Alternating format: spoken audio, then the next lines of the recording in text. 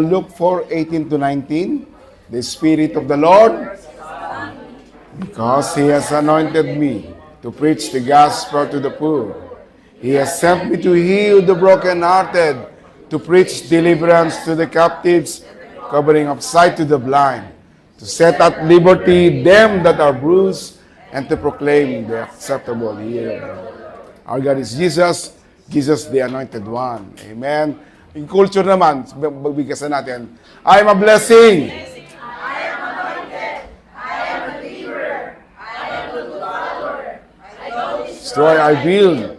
I'm not seasonal. I appreciate everyone and everything. I am part of something big. I am in partnership with Christ. And I'm not succeed. Ayan po ang culture natin. That will be the works of our life. So, good morning po. Welcome po sa lahat ng nandito ngayon. Kahapon, nangyari po, meron po tayong D-Life and E-Life. Marami pong nabago, nakapasok sa paraiso. Yun, ganda nun no? At naramdaman ng Panginoon, parang kala mo hindi mabago yung taong yun. Biglang tumapang ang lakas ang loob, nagsalita. Ganun po. At gagawin po natin yan. Uulitin po natin yan para sa mga hindi pa po naka-experience ng D-Life and E-Life. Amen. So, tayo po'y manalangin muli. Panginoon, salamat o Diyos. Ituro mo sa amin ng tamang salita sa umagang ito. Buksan mo ang aming mga puso't isipan, tanggapin ng may pananampalataya ang iyong salita. Salamat o Diyos. At ayaw mo, Panginoon, that there be an atmosphere of praise and worship and even love sa aming kalagitnaan. Thank you, Lord. Ito po ang aming dalangin sa pangalan ni Jesus. Amen and amen. Alam nyo, nagtagumpay na tayo lahat, di ba? Kasi sa umaga pa lang, iisipin natin kung tayo ba'y aaten o hindi. Di ba? Masarap matulog. Tama? Correct? Tama po. Kahapon lang gabing-gabi tayo umuwi. Di po ba? Halos mag-alas 10, alas 11 na tayo umuwi. Pagod na. Sana'y pahinga lang. Pero, pinagtagumpayan po natin yon. Amen? Aatin ba ako o hindi? Pero sabi ng Lord, umatin ka. Because 6 na araw binigay sa iyo. Gawin mo na ang gusto mong gawin diyan. Magtrabaho ka. Pero sa ikapito, ibigay mo naman sa akin yung nararapat. Amen? 2 oras lang. Bigay mo sa Lord. Pabilang pa salamat mo sa Diyos. Amen? Amen ba? Okay, sabihin mo sa katabi nyo, praise God, nagtagumpay ka. Amen. Lahat po tayo tagumpay na. Amen. At lalakaran na natin kung anong pinagagawa ng Diyos sa atin dito po sa lugar ng Pasig. Amen. Ang title po ng ibibigay ng Panginoon sa atin ay Pananampalatayang Hindi Natitinag. Alam niyo po, buong March kasi yan, tinuro natin about faith, pananampalataya, di ba? So, hanggang matapos po tayo ng March, pag-aaralan natin about faith. Tamang-tama naman. Tugmang-tugma naman, di ba? Matthew chapter 17 verse 20, dahil mahina ang pananampalataya ninyo, sinasabi ko sa inyo ang totoo. Si Jesus po nagsasalita rito Kung may pananampalataya kayo na kahit kasinlaki lang ng buto ng mustasa, masabi ninyo sa bundok na ito, lumipat ka roon at lilipat nga ito. Walang bagay na hindi ninyo magagawa. Sabihin nga natin, walang bagay na hindi ninyo magagawa. Ikaw ang gagawa nun. Ano? Alam nyo, sa totoo lang po, nabubuhay tayo sa panahon na tila walang kasiguraduhan. Minsan may mga nag-aalala, may mga tao talagang ganon. Ano ba nangyayari sa bansa natin? Kasi nakakarinig tayo ng mga digmaan. Pamahalang mga, ano ba nagmamahal? Mga diesel. Ganyan, maraming kagaluhan, tensyon sa politika. Mangyayari pa yun, dagdag pa yung mga sakuna, natural, and man-made disaster. Lahat para ba naguguluhan tayo? Di ba? At yung mga pakikibaka sa lahat ng mga ekonomiya, isipin natin yan, ito ba'y uunlad na, gaganda na ba ang buhay ng aming bansang Pilipinas? Iniisip natin yan. Dahil nga po sa mga balita at sa mga social media. Totoo, di ba? Ngayon, kung hindi ka maapektuhan, lalo na po yung mga nasa bundok, malayo, wala naman silang masyado pakialam sa mga wala naman silang signal. Kaya sa mga social media, sa mga balita, nalalaman nila, nagkakaroon tuloy ng tensyon. Nagkakaroon ng pangamba sa hinaharap. Marami nagtatanong tungkol sa hinaharap at iniisip nila kung ano ang naghihintay sa kanilang pamilya. Parang iisipin natin, Lord, paano po kaya ito? Mapapag-aral ko ba yung pamilya ko, ang aking mga anak? Masusustentuhan ko ba ang aking mga anak, ang aking pamilya? Kasi sa nangyayaring ito sa ating bansa, sabi ng Panginoon nga, malit pa ang inyong pananampalataya. Amen? Kung meron lang daw tayong kasing laki ng buto ng mustasa, kagaya ng isang pananampalataya, lahat ng bagay ay kaya nyo nang gawin. Sa panahon ng kahirapan, tunay na pananampalataya po sa Diyos ang kailangan natin. At kahit gaano mang kaliit, basta meron po tayo noon, pananampalataya, paniniwala sa Diyos, kaya po nating mapagtagumpayan ang takbo at sitwasyon ng mundo. Amen? May kapangyarihan pong mapagtatagumpayan natin ang lahat ng mga imposible sa buhay natin. Paano kaya? Mababago pa kaya yung asawa ko? Mababago pa kaya yung anak ko? Kung mayroon kang faith. Hindi natitinag, faith unshakable. Yun. Mapagtatagumpayan po niyan. Kahit na ang mundo, hindi naman talaga matatag eh. Parang kala mo matibay na. Yung nangyayari sa mundo, parang kala mo normal na. Yeah? Sino ba magsasabi na biglang nagkakaroon ng ganitong bagay na lahat maapektuhan? Nangyayari po yan. Amen. Pero inisip po natin, ang Diyos pa rin po ang may control ng lahat ng bagay. Tinatawag ng Diyos ang kanyang bayan upang magkaroon ng matindi at hindi natitinag na pananampalataya. At sino po yun? Tayo po yun. Kailangan yung ating faith sa Lord, hindi pwedeng mawala, mabubagsak. At alam natin na meron po tayong pag-asang hinaharap kung kasama natin ang ating Diyos. Amen?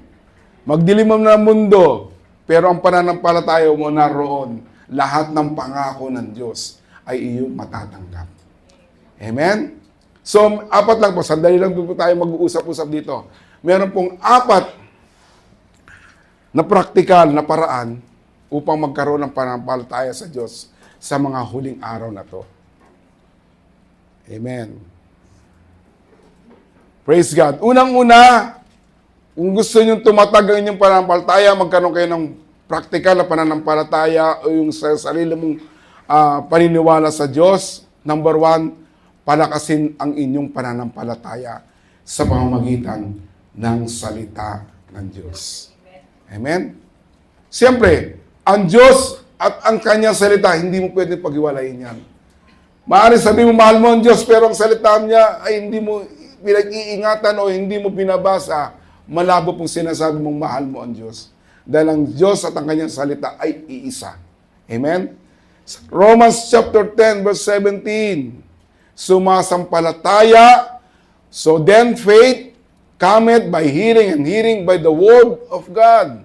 Paano kayo nagkaroon ng pananampalataya? Dahil napakinggan nyo ang salita ng Diyos. At that time, nagkaroon kayo ng pananampalataya. At yung pananampalataya ay tumatag.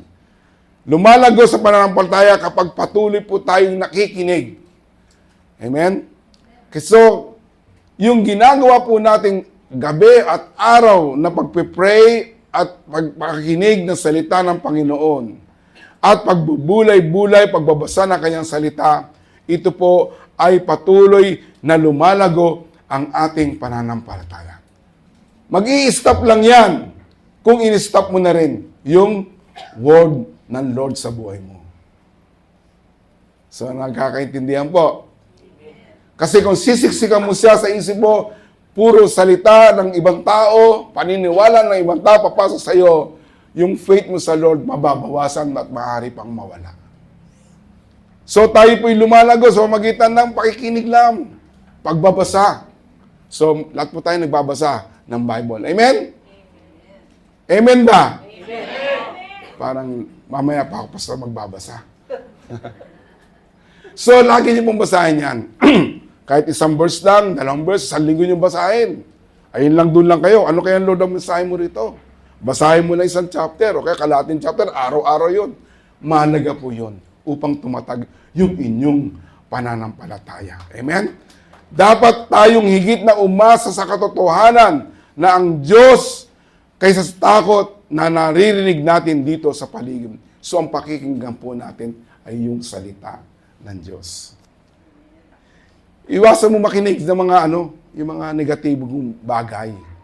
Diba? Kasi pag laging negative ang pasok mo niyan, siyempre, puro negative na rin papasok sa'yo. Diba? So, Psalms chapter 1 verse 1 and 3, mapalad ang taong hindi namumuhay ayon sa payo ng masama. Kaya pag kayo hihingi ng payo, unang-una sa Lord. At kung gusto niyo pang dagdagan, humili kayo sa mga tao ng Diyos. Yung alam yung Christian, matured Christian, nakakaunawa, na-experience yung ganung bagay, doon daw po tayo lumapit. Hindi sa mga payo ng mga masasama. O sumunod sa mali nilang halimbawa. Ayan.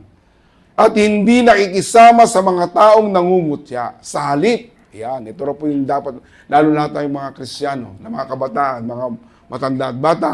Sa halip ay nagagalak siyang sumusunod sa mga aral na mula sa Panginoon. So, aral ng Panginoon, mahalaga po yun.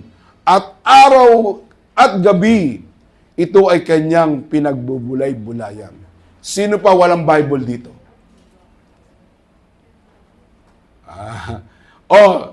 Sino walang cellphone? Kasi ang Bible nasa cellphone natin ngayon eh. Pero hindi po ako bibigay ng cellphone. Ang gawin niyo po, paturo po kayo sa mga marunong maglagay ng Kasi kung hindi kayo po makakapagbitbit ng Bible, physical Bible, meron kayong Bible sa Total, mahilig na rin, hindi kayo magkuting-kuting na ganyan. Doon nyo na lang basahin. Okay? So, kung wala kayong Bible, physical Bible, meron na sa Bible, nasa cellphone yan, ilagay nyo lang. Libre po yung app na yon. Ilagay nyo lang yung Bible. So, sabi ron, gabi at araw daw ay kanyang pinagbubulay-bulayan yung salita ng Panginoon. So, araw at gabi pala yun. Kaya sabi ko sa inyo, kahit hindi mong habaan mo o lakihan mo, mas maganda kung mahabang pagbabasa mo. Kahit isang verse yan, 2 verse, binasa mo sa umaga, binasa mo sa gabi, hanggang 1 linggo. Ito po ay magkakaroon ng malakas na pananampalataya niya sa Diyos. Amen? At ito pang maganda rito. Ang katulad niya, kayo po, ay isang punong kahoy na itinanim sa tabi ng sapa. Ibig sabihin, tutubigan. Alam niyo yung sapa, di ba? May tubig yun. Na namumunga sa takdang panahon at hindi nalalanta ang daon. So, ganun daw yung mga taong nagbubulay-bulay ng salita ng Panginoon. Nagbabasa ng Bible. Nakikinig ng salita ng Diyos. Sila raw po ay magmumunga. Amen? Magtatagumpay siya sa anumang kanyang ginagawa. So lahat ng gagawin nyo, tagumpay na. Kasi nakabase na kayo sa Word of God. Amen? Ayun ang unang-una para tumibay ang inyong pananampalataya. Para hindi tayo matinag. Ganito po, ang taong puno ang puso't isip niya ng salita ng Diyos. Lagi pong nagtatagumpay. Ganon rin po, magkakaroon siya ng tunay na pananampalataya sa Diyos. Amen. Magbabasa na tayo ng Bible. Ibubulay-bulayan na natin. Amen ba? Amen. Kahit gabi naman, sabi niyo, Pastor, wala akong time eh. Maga ako nagigising. E di agahan mo ng konti. O, di ba? Pag gabi naman gusto matulog na. Alam nyo, kahit nakaupo kayo, basahin nyo lang yung Bible nyo.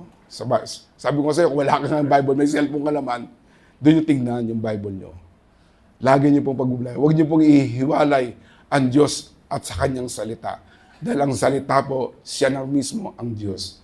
Kaya hindi po natin pwede sabihin na, mahal ko si Lord, pero tamad kang magbasa ng Bible, hindi ka nagbabasa, hindi mo inunawa ang salita ng Diyos. Ano masabi mo doon? Isa kang. Hindi. Hindi. Isa kang, mahal ng Lord. So, basahin po natin upang tumatag yung ating pananampalataya. Pangalawa, apat lang po yan. So, pangalawa, malapit na po tayo. Manalangin na may pananampalataya at walang pag-aalinlangan. James chapter 1 verse 6. But let him ask in faith, nothing wavering, for that wavereth is like a wave of the sea driven with wind and toss. Sa Tagalog, ngunit dapat magtiwala ang humihingi o may pananampalataya ang humingi at huwag magdududa. Dahil ang taong nagdududa ay katulad ng alon sa dagat na tinatangay at pinapadpad ng hangin. So walang direksyon. Kaya mga double-minded yan. Lalo na magpipinagay, bibigay kaya ng Lord? Yun eh. Sabi sa verse James chapter 1 verse 7, ang ganitong tao ay hindi dapat umasa. Yun, yung mga nagdududa, na may matatanggap sila mula sa Panginoon. Ang panalangin po ay mahalaga po sa atin yan. At nagpapatibay sa ating ugnayan sa Diyos at tayo patuloy na nakikipag-usap sa Panginoon. At nagpapatibay ang ating pananampalataya. Isa rin po ang pananalangin na nagpapatibay po sa ating relasyon sa Panginoon. Kapag nanalangin po tayo, dapat tayong magtiwala na dinirinig at sumasagot ang Diyos ayon sa Kanyang kalooban. Baka naman iba nang pinagpipray mo. Kaya hindi may bigay sa iyo. Dahil may galit ka, Lord, sana bumagsak ang puno sa bahay ng kapitbahay ko. Hindi ganun. Kailangan yung prayer mo ayon sa kalooban ng Diyos. Amen? Minsan iniisip natin na, Lord, naririnig mo ba ako? Ang tagal ko ng pinag-pray ito ay yung panalangin mo o baka busy si Lord. Pero alam po ninyo, alam ng Lord ang kalagayan natin kahit anong araw. Tandaan po natin yan. Minsan lang po, kaya lang minsan, nawawalan tayo ng pananampalataya. Ito po, parang real talk din naman to. Pag nakakagawa po tayo ng pagkakasala sa harap ng Diyos at sa harap ng tao, parang nahihiya ka ng lumapit sa Lord. Tama po ba yun? Humihina yung faith mo kasi nagkasala ka, Lord. Parang yan, nahihiya ka. O ayaw mo na lumapit sa Lord dahil sa may kasalanan ka. Ayaw mo na mag-pray. Pero yung pinag-aralan po natin sa kapo sa e-life, di ba? Ang sabi noon, lagi pong naghihintay. Kung alam mo ng mali ang ginawa mo, humingi ka ng tawad, humakbang ka patalikod sa kasalanan, lumapit ka, bumalik ka kaagad sa Ama. Isaiah chapter 1, 18-19. Kung ang tao ay nagkakasala, ang Diyos pa ang tumatawag. Sabi dito, sinabi pa ng Panginoon, hali kayo, pag-usapan natin. Pag-usapan natin ito. Meron ba dyan? Nga. Wala. Hindi, kung meron kang Bible dyan. Hali kayo, ang Diyos pa ang nagyayaya. Ikaw na nagkamali, pero ang Diyos pang nag-encourage. Hali kayo, pag-usapan natin. Sabi ng Lord, pag-usapan natin ito kahit gaano mang karumi ang inyong kasalanan. Ayun ang ang mahalaga sa Lord. Hindi nagkamali ka na, sige, bahala ka. Kulit may gusto mo yan eh. Sabi kong huwag ka pumunta. Hindi. Hinahayaan ka ng Panginoon kung anong gusto mong piliin, pero ang gusto ng Lord, piliin mo yung kalooban niya. Amen. Pero pag nagkakamali po tayo, nagkakasala tayo, nahihiya na tayong lumapit sa Lord. Pero ang Diyos, ang sabi niya, hali kayo, pag-usapan natin to. Kahit gaano man karumi ang iyong mga kasalanan, lilinisin ko yan na para kayo maging malinis. Kung susunod lang kayo sa akin, kayo ay aking pagpapalain. Ang ganda, no? Ayan ang pangako ng Diyos. Ang Diyos po ang nag-aanyaya sa atin. Hali kayo, pag-usapan natin. Ibalik ang nasirang relasyon. Ibalik natin yung unang pag-ibig natin sa Kanya para mapalipit po tayo at tumibay yung pananampalataya natin sa Diyos. Amen? Pangatlo, magtiwala sa Diyos kahit hindi tiyak ang na may mga mangyayari. Okay? 2 Corinthians chapter 5 verse 17. Yan, meron yan. For we walk by faith, not by sight. Sapagkat namumuhay tayo po mga mananampalataya, tayo mga believer, tayo pinabubuhay na sa pananampalataya at hindi ayon sa mga bagay na nakikita. Kaya hakbangan mo kung ano ang pangako ng Diyos. Amen? Ang Diyos may pinangako sa iyo, material na bagay, healing, miracle sa inyo. Ibinibigay po ng Lord yan kung tayo po may pananampalataya. Hebrews chapter 6 verse 18. Ang dalawang bagay na ito, ang pangako niya at panunumpa ay hindi nagbabago.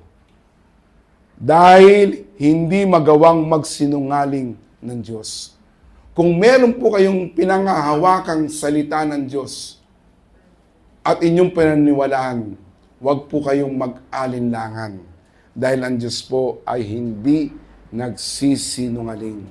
Kaya tayong mga nagpakalinga sa Kanya ay may matibay na pag-asang pinangahawakan na gagawin niya ang ipinangako niya.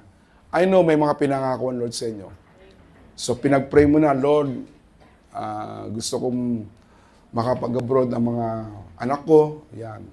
Pangako naman ng Lord yan. Gusto ng Lord na ang mga anak mo ay umunlad. Di ba? Lord, yung bahay namin, gusto ko maging ganito. Gusto ng Lord that yan. So kung ano yung sinabi ng Panginoon sa inyo, panghawakan nyo lang. Huwag kayong bibitaw. Lord, hindi ko pa nakikita. Hindi ko pa nakikita physically. Pero sabi nga, tayo po ay lumalakad sa pananampalataya at hindi sa mga nakikita. Amen? Sa manguling araw, haharap tayo sa kawalan ng katiyakan, pagsubok at hamon. Ang pananampalataya ay mangangahulugang ng pagtitiwala sa Diyos. Kahit hindi natin lubos na nauunawaan, Lord, parang ang hirap. Kailan ba ito mangyayari? Ang tanda po natin, kung ano pong sinabi ng Panginoon, hindi po siya nagsisinungaling, ibibigay niya sa atin. Kahit gaano pa kalaki ang utang mo, gusto kang palayan ng Lord. Ilan? 6 digit? 7 digit? 7 million, 8 million, 10 million. May faith kayo, bibigay ni Lord? Hindi ako magbibigay, si Lord. Sinasabi ko lang, kung anong kailangan nyo, gusto ng Lord, mapalaya po kayo sa utang. Gusto niya maging malaya. Kasi nga, ang taong punong-puno ng tawag to, pagkakaalipin, matidepress, magkakaroon ng anxiety. Pero gusto ng Lord, mapalaya ka. 7 million, kaya ni Lord yan. 8 million, 10 million, kaya ni Lord yan. Eh kung kaya ni Lord yan, kaya ni 60,000, 50,000, 70,000, 100,000. Amen? Igagawin po ng Panginoon yan. Magtiwala lang po kayo sa Kanya. Sapagkat kung tayo nasa Diyos, magiging maayos ang ating patutunguhan. Amen. Palapakan po natin si Lord. Okay, last, manatiling tapat at matyaga Let us hold fast the profession of our faith without wavering. Magpakatatag tayo. Hebrews chapter 10 verse 23. Magpakatatag tayo sa pag-asa natin na huwag tayong mag-alinlangan dahil tapat ang Diyos na nangako sa atin. Amen? Pero ang Diyos, sabi rito, tapat ang Diyos sa mga pangako niya. Amen? Praise God. Ang pananampalataya ay dapat di nagbabago at matatag. Lalo na sa mahihirap na panahon, lalo ngayon sa sitwasyong to. Lord, hanggang kailan matatapos? Panandalian lang po ito. Kung magtagal man yan, bahala na si Lord sa atin. Maging manatili po tayong tapat sa Kanya. Kahit ano mangyari, ano man ang dadatnan natin, sa susunod na buwan, susunod na taon, susunod na araw, maging matyaga lang po tayo. Lalo po sa mahirap na panahon, tinatawag ng Diyos ang mga mananampalataya na manatiling tapat at huwag sumuko.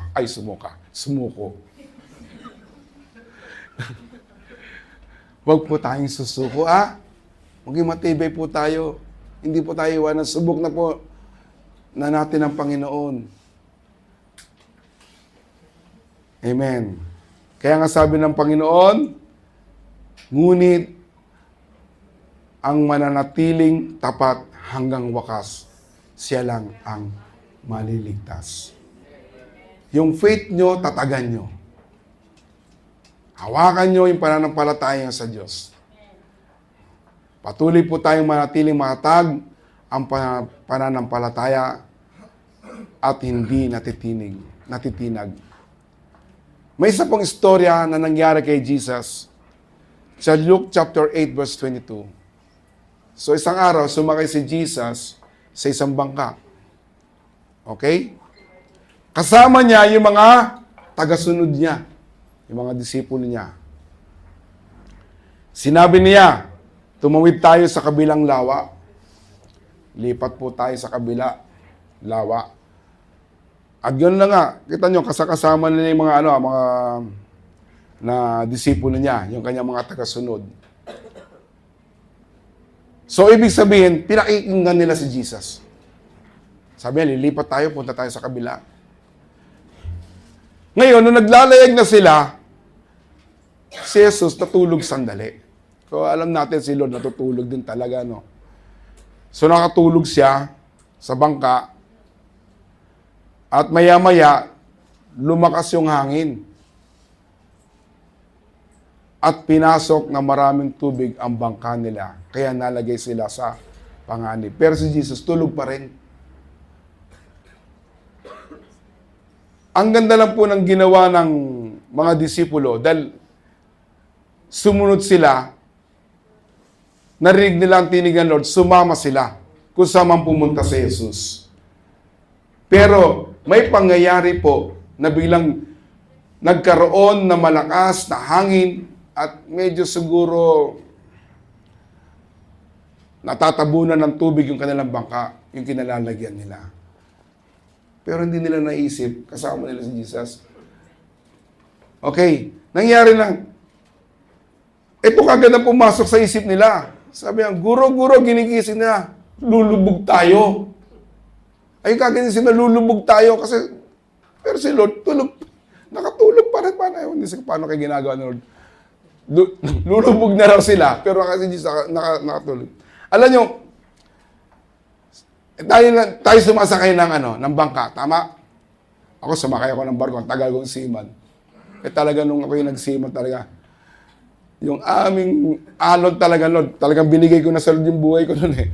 Dahil yung alon, abot hanggang bridge. Tapos tumingin ako sa bintana sa portal ko. Ganun. Ang laking barko yun ha. Siguro 200 meters ang haba na tapos ang wide niya, mga 70 o 60. Ang haba.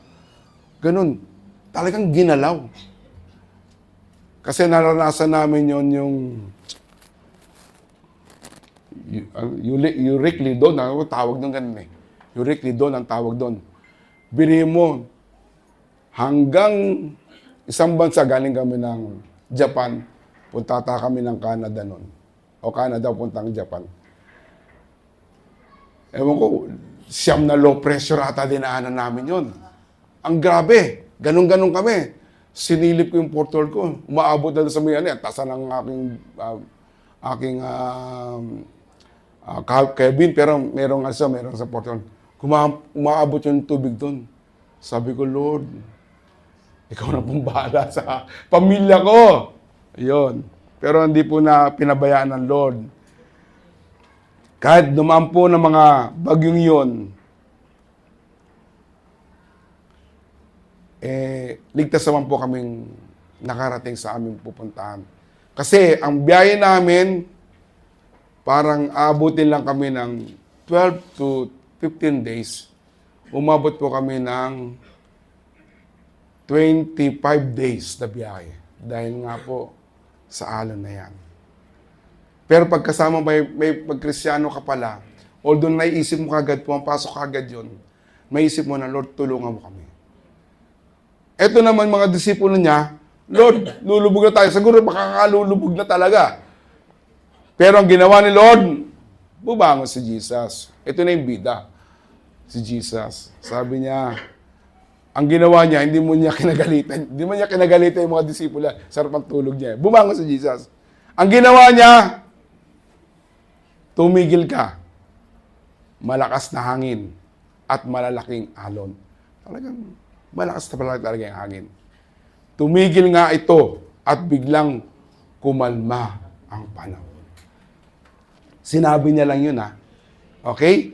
Pagkatapos tinanong ni Jesus ang mga katagasunod niya, nasaan ang inyong pananampalataya? Diba? Alam niyo, pag sumunod po tayo kay Lord, pag siya po ang ating modelo sa buhay natin, huwag na tayong magtanong kung tayo magiligtas ba o hindi tayo masasaktan. Ang sagot po ng Lord, hindi po mangyayari sa atin yun. Dahil ang pangako ng Lord, hindi kita iiwanan o pababayaan man. So huwag tayong mag-alinlangan. Amen? Huwag tayong mag-alinlangan. Nasaan inyong pananampalataya? Namangha sila at natakot at nag-usap-usap sila.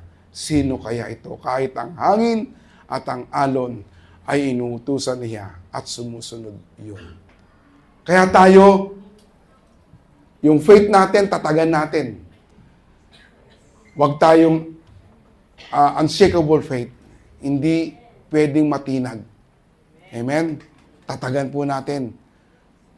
Kung gusto nyo mabuhay, kasama ang Diyos, ang sarili at puso't isipan nyo, lagyan nyo ng tunay na pananampalataya sa Kanya. Amen. Amen. Okay, last. Ang paghamon. Conclusion na. Ang sabi ron, huwag gayaan ang takot o pag-aalinlangan na yumanig sa iyo, puso. Ngunit hawakan ng maigpit ang mga pangako ng Diyos. Dahil tapat siya na nangako sa atin. Amen? Kahit may digmaan, takot, kawalan, katiyakan ang umaaligid sa iyo, magsalita ka sa mga bundok na yan. Bundok ng problema. Ano yan? Mga bundok ng pagsubok. Mga katanungan, kahirapan, sakit at karamdaman, mga bundok yan. Umalis kayo sa akin. Utusan nyo, kagaya ng sinabi ni Lord. Kumalma ka. Be at peace. Kumalma ka. At pinanigurado ng Panginoon, yung mga pangako niya ay kanyang gagawin. Wag po tayong matatakot kung ano man ang dumating sa atin. Kundi, Hebrews chapter 12 verse 2, last verse. Ituon natin ang ating paningin. Kanino? Kay Jesus na siyang sandigan ng ating pananampalataya mula sa simula hanggang sa katapusan. Tinis niya ang paghihirap sa krus at hindi niya ikinahiya dahil inisip niya na ang kaligayang naghihintay sa kanya at ngayon nakaupo na siya sa kanan ng trono ng Diyos. Kung ang anak nga, si Jesus na ibigay na, ano pa ba yung pwedeng hindi ibigay ng Diyos Ama? Amen? Kompleto na pag si Jesus ang nasa ating buhay. Pinatunayan po yan ng Panginoon. Romans chapter 5 verse 8. Pero pinakita ng Diyos sa atin ang kanyang pag-ibig ng ganitong paraan. Kahit nung tayo'y makasalanan pa, namatay si Kristo para sa atin. Matindi po ang namatay para sa atin. Walang iba kundi ang kayamanan ng langit. Walang iba kundi ang ating Panginoong Yesus. Amen. Siya lang po ang ating ilagak natin ang ating pananampalataya sa Kanya. Hindi po tayo matitinag, ha? Amen? Hindi tayo matatalo. Amen? Hindi po tayo masasaktan.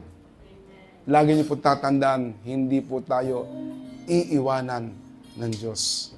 Lagi lang po tayong lumapit, makipag-usap sa Diyos, at panigurado ang biyaya, ang proteksyon, ang pag-iingat niya ay laging nakalaan sa mga taong may tunay na pananampalataya. Amen? Tayo lahat. Amen. Alam ko na siguro may mga pinagdadaanan tayo hanggang ngayon. Dala-dala natin. Kalimutan nyo na po yun. Sa umaga pong ito, ibibigay na natin sa Kanya yun. Lord, Ikaw na po ang kumilos. Bigay nyo sa Kanya. Kasi gusto naman ng Panginoon yun eh. Kaya sabi niya, lahat kayo na nabibigat ang loob, lahat kayo na nahihirapan na, punta sa akin, hali kayo.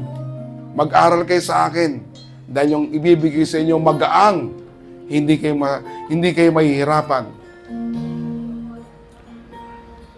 So tayong lahat ay pumikit at isipin natin ngayon kung ano ang gusto nyong gawin ng Diyos sa buhay nyo.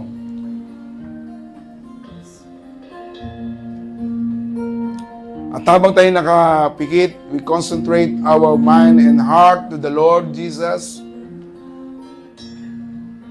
Gusto ng Lord na yakapin ang bawat isa. Maaaring iniisip nyo na, Lord, parang ang layo mo naman sa akin. Bakit matagal na itong prayer ko, hindi pa binibigay? Alam ng Lord kung kailan niya ibibigay yon. Kung madelay man, pero it will give glory to the Lord. Pag nakamtam nyo yung mga bagay na hiningi nyo, sasabihin nyo, ito'y gawa ng Diyos at hindi gawa ng tao. Huwag po tayong manggamba. Palalakasin po tayo ng Lord kung tayo nangihina. Kung nahihina ang ating pananampalataya, paniniwala sa Kanya, yung pagmamahal natin sa Kanya, sa oras po ito'y yayakapin ka ng ating Panginoong Yesus.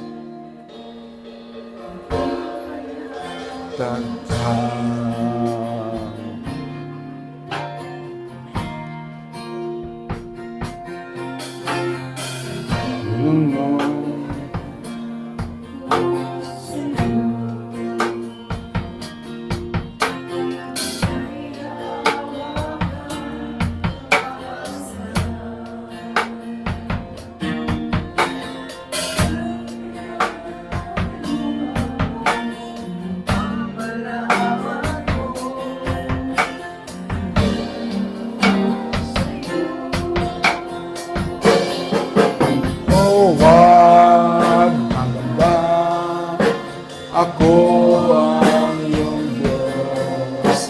Manalig ka, narito ako.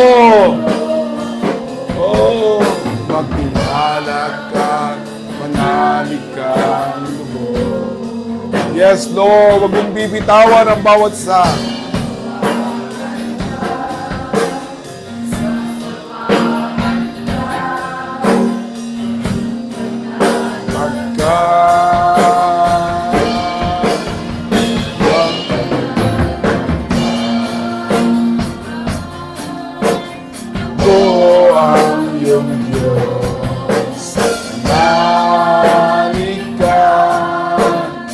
Narito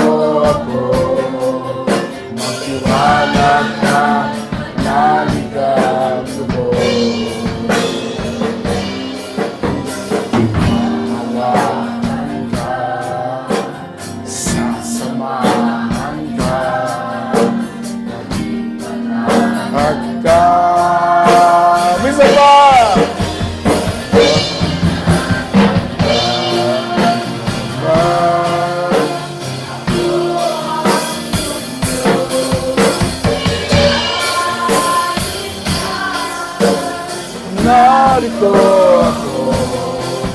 Nagtiwala ko, narito ako.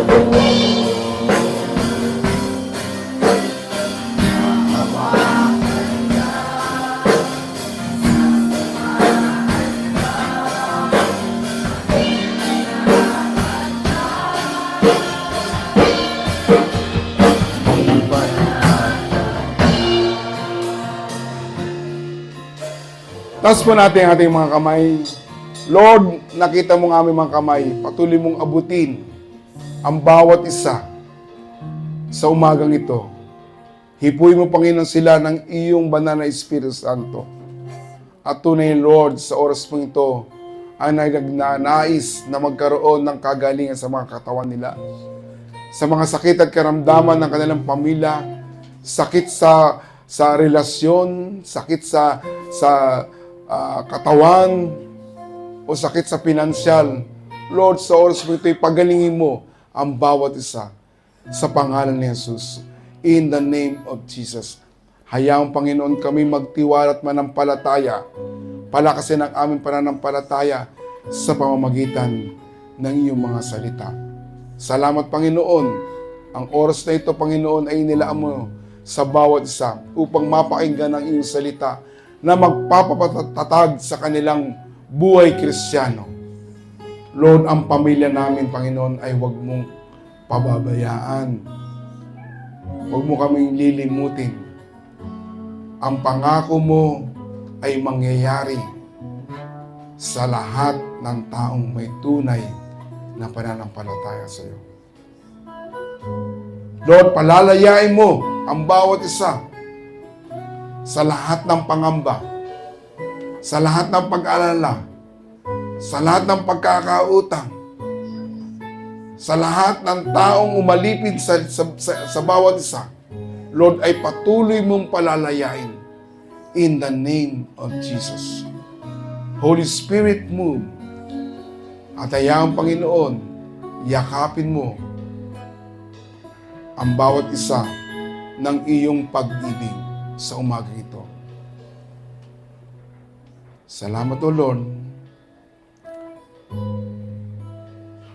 Ikaw lamang, Panginoon, ang aming pagtitiwalaan anuman ang mangyari at sitwasyon sa panahon ngayon. Ikaw ang may hawak ng aming buhay. Hindi kami mangangamba.